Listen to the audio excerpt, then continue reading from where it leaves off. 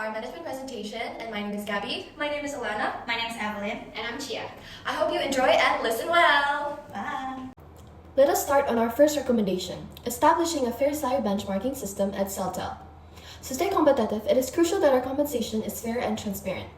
We recommend evaluating salaries based on experience, qualifications, and performance. This approach will enhance credibility and ensure every employee feels valued and fairly compensated. Creating a salary benchmark is a key process for ensuring fair and competitive compensation within any organization. Let's explore the 4 essential steps involved. Step 1. We start by choosing our data sources and building a salary database. This involves listing all positions along with their salary ranges, benefits, and job descriptions, including role requirements. It is important to rely on paid data sources for accuracy, as free surveys might not provide reliable data. Step 2. We analyze the data we've collected. By carefully reviewing job descriptions, we can understand how differences in responsibilities or required experience justify pay variations. This step is crucial to ensure that our salary benchmarks are fair and reflective of the roles. Step 3. With the data analyzed, we move on to creating a compensation strategy.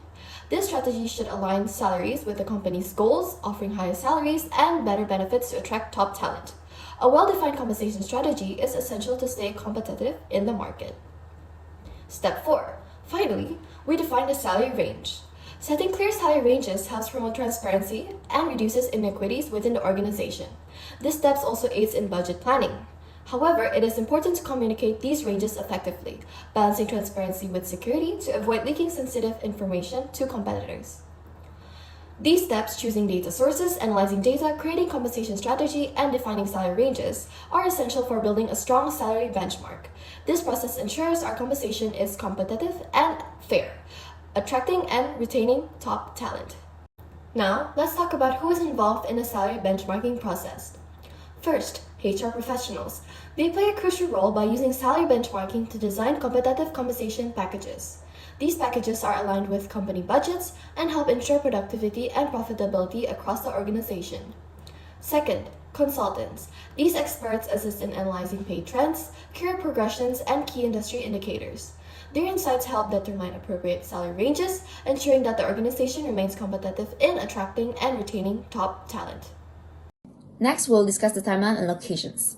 So, in the first 2 months, we'll focus on choosing reliable data sources, which will be the foundation of our analysis. Our Jakarta Central Office will take the lead, ensuring we gather accurate and comprehensive insights. Next, during months 3 and 4, we'll dive into this data to shape a strong competition strategy.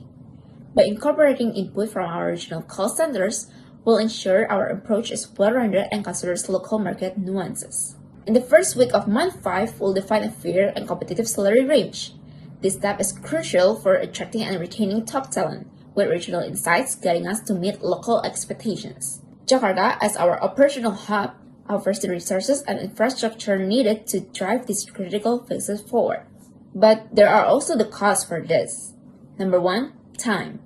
The time required for a consultant to complete a project depends on its complexity and the consultant's expertise.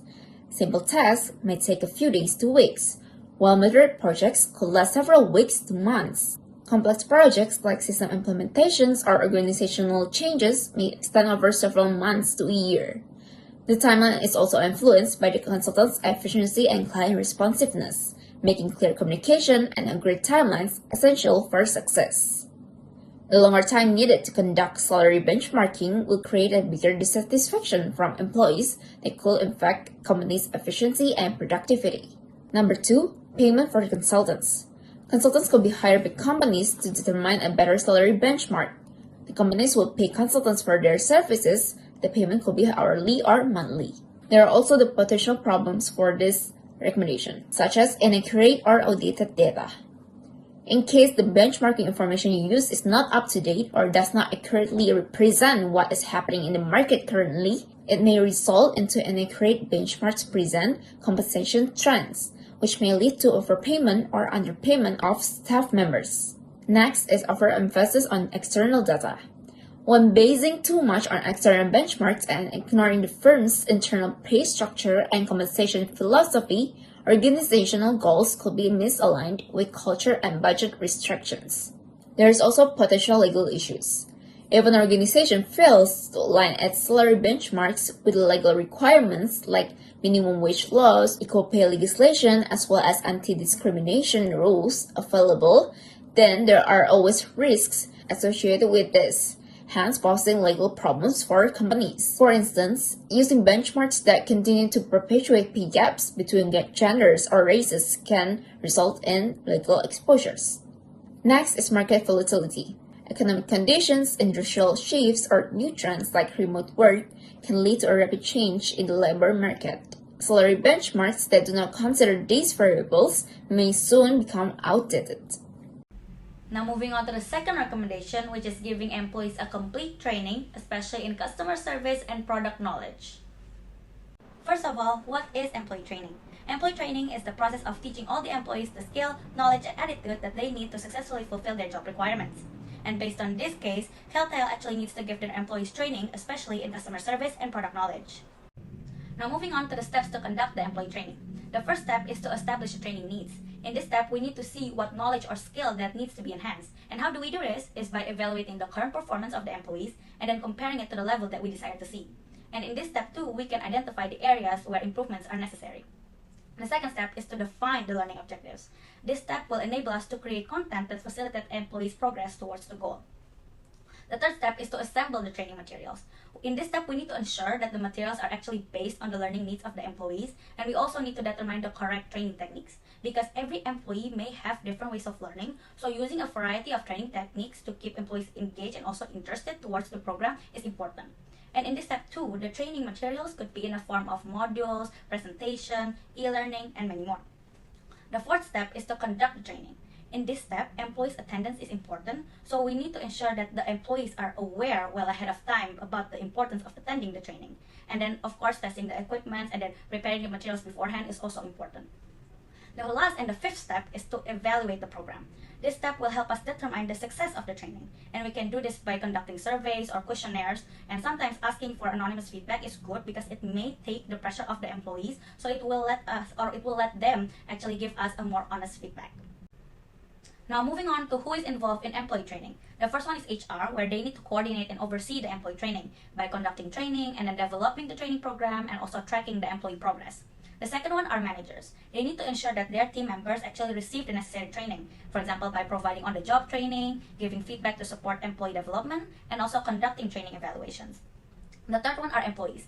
They are the one who receive the training, so they need to actively participate in the training programs and also take ownership of their own learning and development.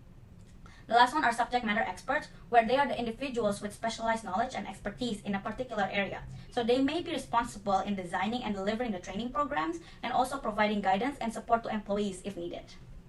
For the timeline and location, to develop a single hour of training, instructor-led training required 40 to 49 hours, yet e-learning models require 73 to 154 hours, and usually a training lasts for 6 hours, so if we calculate that, to conduct one training needs a month to design the curriculum. The training itself is conducted for 1 month in consideration of many employees and companies' priorities, while the last month will be for evaluation to see whether the training is successful or not. The employees will be given a questionnaire to evaluate the training, and managers will see if the employee's skills are enhanced or not. For the cost, the first one is time investment. Training programs require time from both employees and trainers. Employees are taken away from their regular duties, which can impact productivity during the training period. Trainers or mentors also spend time preparing and delivering the training. The second one is payment for training material, trainer, and venue. The trainers could be external consultants or internal staff. External consultants typically command higher fees due to their specialized expertise and experience in a specific field. Internal trainers might incur additional costs beyond their salaries, like bonuses, while for training materials, it could be the cost to purchase or develop training manuals, online courses, interactive models, and other educational materials. And for venues, the costs are related to for in-person, instructor-led training session, costs related to renting external venues, and then necessary equipment like projectors, laptops, and audio systems. Potential problem. The first one is employee fatigue. Intensive training session can lead to fatigue, especially if they are scheduled during regular work hours or require additional hours outside of work. This can affect an employee's morale and long-term performance. The second one is skill level. Different employees have different learning needs and have different interests and learning styles.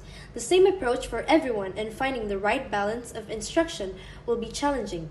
The third one is technology. If the technology to support employee training is not readily available, it will create problems as technology helps facilitate the training. So organization must assess their current IT infrastructure and the resources available to ensure training is successful. The fourth one is risk of information overload. If too much information is provided in a short period, employees might become overwhelmed, leading to poor retention of knowledge and ineffective application of new skills. And the last one is potential for increased stress. Training, especially when it involves learning complex new skills or concepts, can be so stressful for employees. This stress might spill over into their regular work, affecting their overall job satisfaction and performance. That wraps up our management presentation. Thank you for listening. Bye-bye!